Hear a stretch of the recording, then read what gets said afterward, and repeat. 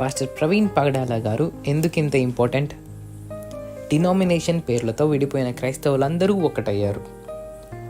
వేలాది లక్షలాది మంది ఆయన చివరి వీడ్కోలు కోసం తరలివచ్చారు. ఆయన మాటలు మతతత్వాలను కదిలించేలాగా ఉంటాయి, కత్తుల్లాగా గుండెల్లోకి వెళ్తాయి. ప్రవీణ్ పగడాల గారు ఆయనతో ఎవ్వరు డిబేట్ చేయలేని మహాజ్ఞాని. మనిషిని హిందూగా కాదు, ముస్లింగా కాదు, క్రిస్టియన్గా కాదు, మనిషిని మనిషిగా చూడాలని గొప్ప సందేశం ఇచ్చారు. మనిషిని హిందువుగా చూడద్దు, ముస్లింగా చూడద్దు, క్రైస్తవుడిగా చూడద్దు, బౌద్ధుడిగా చూడద్దు, మనిషిని మనిషిగా చూడద్దు. ఆయన శరీరంతో లేరు, కానీ ఆయన మాటలు జీవితాంతం మనలో నిలిచిపోతాయి.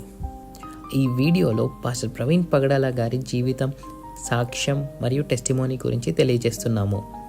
దయచేసి వీడియో పూర్తిగా చివరి వరకు చూడండి. మీకు తెలిసిన వారితో తప్పక షేర్ చేయండి.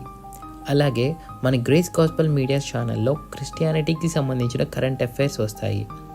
మన క్రైస్తవులకు జరిగే విషయాలు, అన్యాయాలు, ఎదుర్కొనే సమస్యలు అందరికీ తెలిసేలాగా చేయడమే ఈ ఛానల్ యొక్క ప్రయత్నం.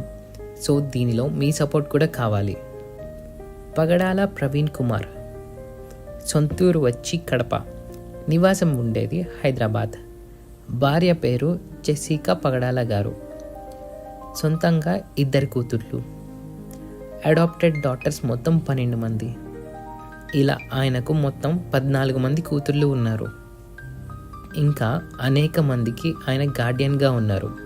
ఆయన జీవితం ఎంతో మందికి ఆశగా మారింది.